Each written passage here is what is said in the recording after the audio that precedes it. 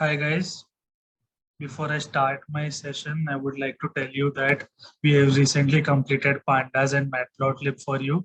So please go through those videos again and again and understand the basics of it because you would be needing it in the next few classes. Today, we are going to learn about different types of machine learning. So before I do that, let me recap my previous session, which was on Introduction to Machine Learning, in which we learned what is machine learning, right? Machine learning is nothing but a computer algorithm which learns from data and improves itself with experience. How does it learn from data? By creating patterns and making predictions based on those.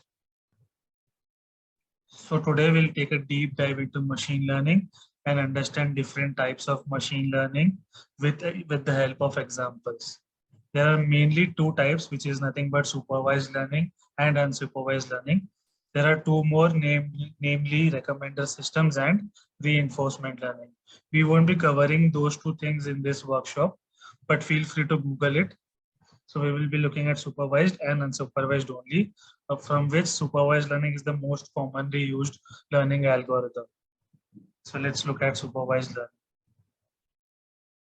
Let's understand supervised learning with an example. We will be predicting the price of an house. So we have been given this certain data where x-axis represents the size of the house in square feet and the y-axis represents the price of the house in $1,000. We already have a bit of data. For example, for 480 square feet, we know that the price of the house would be $100,000. We have quite a few data, but now I want to predict what will be the price for a house with 750 square feet. How can I do it? So the best way to do it is to fit a line to this data, as we can see. So it becomes easier for me to see where 750 lies. So it should be near I guess 150 or $170, $170,000. You can see that here. So this is how we can predict the price of a house using the given data. The only reason we were able to do that because we already knew what the output will be for certain input. We already knew what the correct output would be, right? For example, for 480, we already know the output will be $100,000. For $1,000 for 1,000 square feet, we knew it is around $300,000. So to put it in a better way, supervised learning is nothing but a data set where we already know what the correct output will be for a certain specific input. One more example of supervised learning is to predict whether a patient has cancer or not. To elaborate more on this example, let's assume we have medical records of other individuals who have cancer and also who do not have cancer. So whenever a new patient walks in, we can just compare his medical records with other people's medical history to determine whether he has cancer or not. So the accuracy depends on how much data we have. So, but this is one more example of supervised learning where we already know the output for certain medical history. Moving on. Let's now understand what unsupervised learning is. In unsupervised learning, we don't know what the output will be.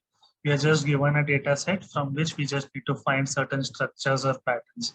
We don't know what the output would be. For example, you can see certain data of the same class here. We don't know what this data will be representing. We are just given the data and we need to find certain clusters. So this forms one cluster and this forms another cluster. This is what unsupervised learning is, where we do not know what the output will be or what the labels are for the data set. A good example for unsupervised learning is Google News. You can see Google News uses unsupervised learning to cluster different similar news articles from different companies. Like for example, Times of India is reporting NCB drug something. This has also been reported by CNN News and Times Now. So this is one of the best examples for unsupervised learning. To conclude, we can say that we use unsupervised learning to find patterns and clusters in data sets containing data which are neither labeled nor classified. We will closely look into supervised learning because it is one of the most commonly used learning algorithms and it is very important to understand it in depth. So supervised learning is classified is further classified into classification and regression. So let's look at what is regression. So this is similar to the previous example which we looked into. So in regression, we are basically creating or determining a relation between a dependent variable and an independent variable. In other words, we can say that we are basically mapping input features with continuously varying output. The reason why I call it continuously varying output, because there are infinite number of values between 100 and 200, right? Like it can be 100.1, 100.01. So it is continuously varying based on the size of the houses. There are no two different classes like $100,000 or $200,000. It can be anything ranging from 0 to 400 based on the house size of the house. So this is an example for a simple regression. There is multivariate regression where we determine a relationship between a dependent variable and one or more independent variables. We will look into that in future classes, but for now, just understand regression is nothing but determining relationship between an independent and a dependent variable. One more example of regression would be to determine the weight of a person based on his height. Even in this case, weight is a continuously varying output. It varies from person to person and it can range between any values, right? It doesn't have any discrete values of weight, like a person will be 60 or 40 kilos. It doesn't happen like that. A person can be 52, 53, 54, depending on the person. So it continuously varies. This is what is regression. Let's now move on to classification.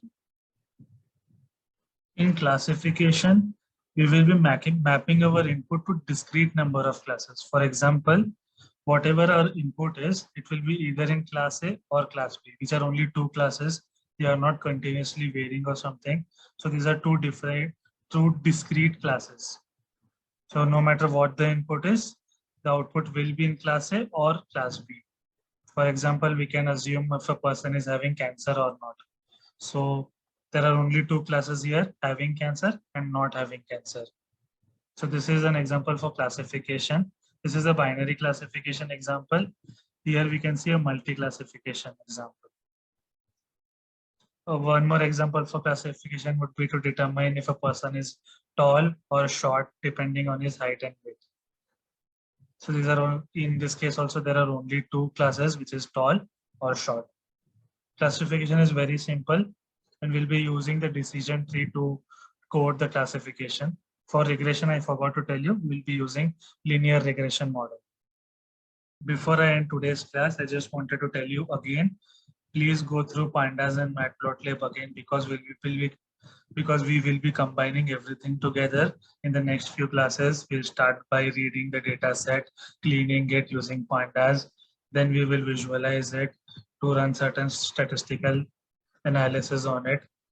Then we will be training our first classification or regression model using sklearn libraries. So please go through all those videos. If you guys have doubt, post it in the WhatsApp group or join our discussion sessions to discuss whatever doubts you have.